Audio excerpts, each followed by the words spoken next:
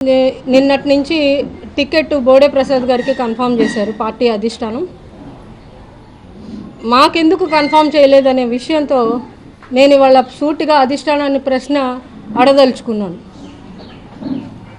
Of course party అన్నాక ఒకసారి ఒకరికి ఒక్కొక్కసారి ఒకరికి వస్తుంది కాదన్నా, కానీ ప్రతిసారి మా కుటుంబానికి పార్టీ ఎందుకు అన్యాయం చేస్తుంది? ఇది ఫస్ట్ టైం కాదు. ఇప్పుడు అంతకుముందు ఇచ్చి మేము ఏ అన్యాయం జరగకుండా ఉంటే ఈసారి మేము కాంప్రమైజ్ అవ్వడానికైనా పార్టీ కోసం త్యాగం చేయడానికైనా మా కుటుంబం ఎప్పుడూ సిద్ధంగానే ఉంది. అది జరిగింది కూడా. 2009లో నాన్నగారు కూడా ఓడిపోవడానికి కారణం ఈ పార్టీయే. వెన్నుపోటు రాజకీయాలు అనేది ఈ తెలుగుదేశం పార్టీలోనే ఎందుకు ఉంటుందో నాకు అర్థం కావట్లేదు. 2009లో నాన్నగారు ఓడిపోవడం వెన్నుపోటు పొడిసి నాయకులు సొంత పార్టీ నాయకులే వెన్నుపోటు పొడిచి ఓడించారు ఆయన. పోనీ యాంటీ ఉంటేనో లేకపోతే ఆయనకి జనాల్లో లేకపోతేనో ఓడిపోయారంటే అది వేరే లెక్క. అవతల గవర్నమెంట్ ఉన్నప్పటికీ కూడా ఆయనకు వెన్నుపోటు పొడిచి మరి సొంత పార్టీ నాయకులే ఓడించారు నాన్నగారిని. సరే, అప్పుడు నాన్నగారు కానీ మేము కానీ ఏ రోజు కొన్ని అవకతవకలు జరుగుతాయిలే అని చెప్పి సైలెంట్గా ఉన్నాం. అయిపోయింది. నాన్నగారు చనిపోయారు. చనిపోయినాక పైనుంచి కింద దాకా ప్రతి నాయకులు మా ఇంటి గుమ్మం తొక్కన నాయకులు లేడు. అందరూ వచ్చి మా కుటుంబానికి అండగా ఉంటాము అని చెప్పి మరీ వెళ్ళారు. పండుగని ఇక్కడి నుంచి గెలిచి ఆ నాయకుడిని తీసుకెళ్లాల్సింది, ఊరేగింపుగా తీసుకెళ్లాల్సిన నాయకుడిని ఇవాళ శవమై తీసుకెళ్లారు ఈ నియోజకవర్గం. ఎందుకు ఇలా ఈ పార్టీ అధిష్టానం ఎందుకు ఇలా తప్పులు చేస్తుందో మాకైతే ఇవాళ కూడా అర్థం కావట్లేదు. కొన్ని విషయాల్లో చిన్న తప్పులు చేయడం అనేది సహజమే. అంత పెద్ద పార్టీ ఉన్నాక అంత మేనేజ్మెంట్, మన ఇంట్లో కుటుంబమే ఒక్కొక్కసారి చిన్న తప్పులు జరుగుతూ ఉంటాయి.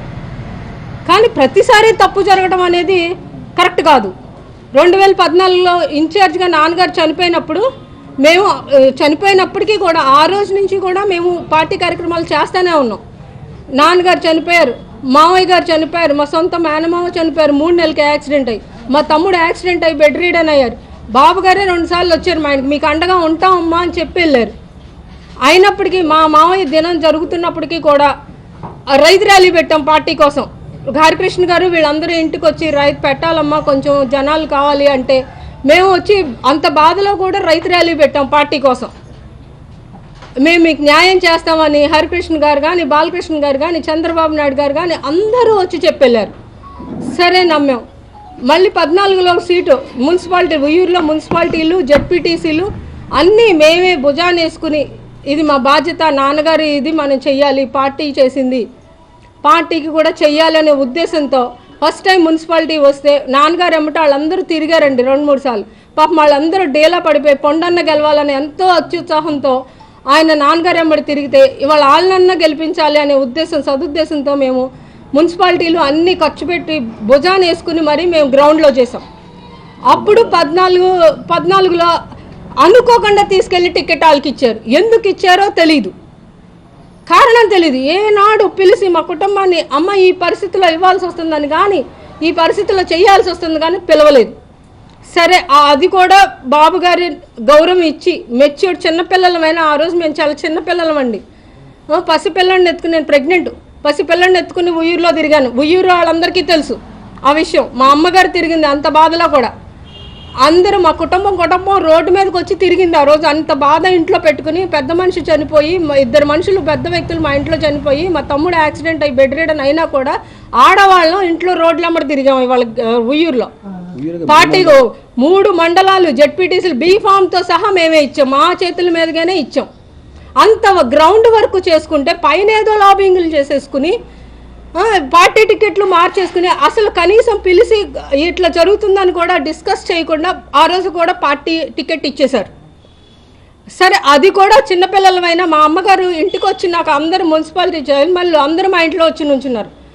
అమ్మ మంచో చెడో ఆయనకి ఇచ్చింది పార్టీ, అందరూ అక్కడికి వెళ్ళి చెయ్యండి అని చెప్పి గౌరవంగా మా అమ్మగారు పంపించారు అందరినీ. చంద్రబాబు నాయుడు గారికి కూడా అదే గౌరవం ఇచ్చాం, పార్టీకి అదే గౌరవం ఇచ్చాం. పార్టీలో చిన్న అవకతవకలు ఉంటే మనం సర్దుకోవాలని మెచ్యూర్డ్ మైండ్తో ఆలోచించి మేము ఏ మాట పల్లెత్తు మాట కూడా మాట్లాడకుండా ఇచ్చాం. 2019లో మా నాన్నగారి కేసు వేరే రాష్ట్రం కింద వెళ్ళిపోయింది, తెలంగాణలో అవటం వల్ల. మేము ఆ కేసు పనిలో ఉండి కనీసం మాకు కావాలి, మేము తిరిగే పరిస్థితి లేదు కాన్స్టిట్యున్సీలో. మా నాన్నగారి కేసు 3 రోజులు కోర్టులో ఉండాల్సి వచ్చింది. మేము అందుకోసం అని చెప్పి ఇబ్బంది పెట్టకూడదని కూడా మేము అడగలేదు అసలు 2019లో. మళ్ళీ తర్వాత ఇప్పుడు 2024కి మేము 2 ఏళ్ళ నుంచి అడుగుతున్నాం, మాకు ఈసారి ఇవ్వండి సార్, మా నాన్నగారిని గెలిపించుకోవాలి, మా కేసు ఎట్లా కొట్లా మేము గెలుచుకున్నాం. మేము చిన్నపిల్లలమైనా కూడానండి, ఎవరిని ఒక్క గడప తొక్కి మాకు ఈ సహాయం కావాలి కానీ, పార్టీ నుంచి మాకు ఈ సహాయం కావాలి కానీ ఇవాళ వరకు కూడా ఏది అడగల. ఆ రోజు నుంచి ఈ రోజు వరకు మేము అడుగుతుంది ఒకటే, మా నాన్నగారు ఇవి వెన్నుపోటులు మళ్ళీ ఎంతో మానసికంగా 6 నెలలు చచ్చిపోయారు, భౌతికంగా చంపేసినా కూడా. అందుకని ఆయన ఆత్మశాంతి చేకూరాలని నేను పోరాడుతున్నాను సార్. మీరు పదవుల కోసం నేను పోరాడతలేదు, అంత పోరాడాలి వెళ్తే ఈ 12 ఏళ్ళు ఏదో పదవి వేసుకునేవాళ్ళం, ఏదో పదవి ఏమని ఈ 12 ఏళ్ళు ఆయన చుట్టూ తిరిగేవాళ్ళం. ఏనాడు మేము పార్టీకి రాలేదు. మేము ఇస్తే చేసాం, లేదంటే గౌరవంగా ఇంట్లో ఉన్నాం. ఈసారి అడిగాం సార్, ఈసారి మాకు ఆఖరి అవకాశం, ఇన్నేళ్ళు ఓర్పు పెట్టాం, మాకు ఇవ్వండి అని చెప్పి కూడా లోకేష్ గారిని, చంద్రబాబు నాయుడు గారిని అడిగొచ్చాం. మేము డోర్ టు డోర్ 6 నెలల నుంచి బాబు గారి అరెస్ట్ కాడి నుంచి అంతకుముందు సేవా కార్యక్రమాలు ఎన్నో చేస్తాం. మేము కాన్స్టిట్యున్సీ వదిలేసి ఎక్కడికి వెళ్ళలేదు. అయినా కూడా ఇచ్చినా ఇవ్వకపోయినా, ఏ పదవి లేకపోయినా చల్సన్ ఫ్రెండ్ ట్రస్ట్ నుంచి కార్యక్రమాలు, సేవా కార్యక్రమాలు చేసుకుంటూ ఓ పక్కన బ్యాలెన్స్, ఏ కాంట్రవర్సీ ఈ 12 ఏళ్లలో లేదు. పార్టీకి కానీ ఏ తలనొప్పి తీసుకురాకుండా చాలా బ్యాలెన్స్డ్గా మేము చేసుకొచ్చాం.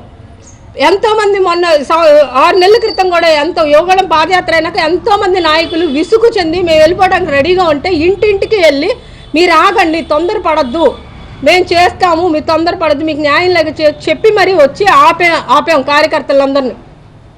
అంతవరకు చేసాం. అనుకోకుండా బాబు గారి అరెస్ట్ జరిగింది. ఆఖరికి అరెస్ట్ జరిగినప్పుడు కూడా మేము ప్రతి ఇంటికి వెళ్ళి పొద్దునంతా నిరసన దీక్షలు చేస్తూ, సాయంత్రం అంతా ఇంటింటికి వెళ్ళి భవిష్యత్తు గ్యారంటీ ప్రోగ్రాం చేస్తూ, వెనక పక్కనేమో బాబు గారి అక్రమ అరెస్టులకు సంబంధించిన నిజ నిజాలని ఎక్స్ప్లెయిన్ చేసి ప్రతి ఇంటికి తిరిగాం. 6 నెలల నుంచి గడప గడపకి తిరుగుతూనే ఉన్నాం. ఒక్కరోజు కూడా. ఇవాళకి 1,70,000 ఓటింగ్ మేము కవర్ చేసాం. ప్రతిదీ అప్డేట్ నేను లోకేష్ గారికి పెట్టాను, పార్టీ ఆఫీసర్స్ టీంలన్నిటికీ పెట్టాను. వాళ్ళందరికీ తెలుసు మేము తిరిగిన విషయం, తిరుగుతున్నామని కూడా తెలుసు. కనీసం వాళ్ళ పార్టీ టికెట్ ఫస్ట్ లేదన్నారు బోడే ప్రసాద్ గారికి. సరే మాకు అవకాశం ఇవ్వండి అని అడిగాం కూడా. అప్పుడైనా కనీసం పిలిచి మీరు తిరుగుతున్నారమ్మా, ఇది ఇట్లా జరుగుతుంది అని పిలిచి కూడా కనీసం ఆ విలువ కూడా మా కుటుంబానికి ఇవ్వనప్పుడు మేము మాకు అంత అన్యాయం జరిగితే మేమేం చేయాలి? అంటే మా నిజాయితీయే మాకు శత్రువా? ఇవాళ ఏం తప్పు చేసింది ఈ కుటుంబం? ఎవరినైనా కాన్స్టిట్యున్సీ నుంచి వచ్చి ఈ తప్పు నుంచి, ఇగో ఈ కుటుంబం వల్ల ఈ తప్పు జరిగిందనో, పార్టీకి తప్పు జరిగిందనో, లేకపోతే ఏమైనా ఎలిగేషన్ ఉందా మా నాన్నగారు కానీ మాకు కానీ? ఇంతవరకు ఒక్క స్కామ్ కానీ, ఒక్క ఎలిగేషన్ కానీ, ఒక్క యాంటీ కానీ ఎక్కడైనా మా కుటుంబానికి ఉందా? ఇంత మచ్చ లేకుండా మేము ఇంత కష్టపడి ఇంత బ్యాలెన్స్డ్గా ఈ కాన్స్టిట్యున్సీ నడుపుకుంటూ వస్తే ఇవాళ కనీసం పిలిచి కూడా మాట్లాడలేని స్థితిలో అధిష్టానం ఉంటే ఇంకా పార్టీ కోసం మేము పనిచేయడం ఎందుకు? అంత విలువలేని పార్టీ కోసం మేము ఎందుకు పనిచేయాలి? మేము విలువల కోసమే బతికాం మా కుటుంబం ఇవాళ వరకు. ఏ రోజు పల్లెత్తి మాట అనలేదు. ఇవాళ అవతల టికెట్ రాకపోతే 7 సార్లు మీడియాలు పెట్టారు, ఇండిపెండెంట్గా పోటీ చేస్తామని బ్లాక్మెయిల్ చేశారు, ఇన్ని చేశారు. మరి మేము 14లో ఏనాడు ఏమీ చేయలేదే. మాది బాధ కాదా? మా కుటుంబానికి బాధ కాదా? బాధ అందరిది ఒకటే. సంతోషాలు వేరుగా ఉంటాయేమో కానీ బాధ మాత్రం అందరిది ఒకటిగానే ఉంటుంది. ఆ రోజు మా ఇంటి మనిషి చనిపోయి ఇంట్లో ఇంత దారుణాలు జరిగినా కూడా బాధను దిగమింగుకొని మౌనంగా ఈ పార్టీ అంటే ఒకరిది కాదు, మన ఇష్టం వచ్చినట్టు చేయడానికి డిసిప్లైన్ అనేది ఉండాలని అంత మెచ్యూరిటీగా ఆలోచించి మేము పార్టీకి కట్టుబడి ఉంటే ఇవాళ కనీసం మా కుటుంబానికే విలువ లేకుండా చేసేసారు. ఎందుకు ఇవ్వాల్సి వచ్చింది? వద్దు, టికెట్ లేదు అన్న మనిషికి వారం రోజులు ఎందుకు ఇచ్చారు? అంటే బ్లాక్మెయిల్ చేసే వాళ్ళకి ఇస్తాము అని ఇండైరెక్ట్గా మీరే మెసేజ్లు చెప్తున్నారా? నేను బాబు గారితో కూడా అదే చెప్పాను, sir we know the discipline of value of the discipline.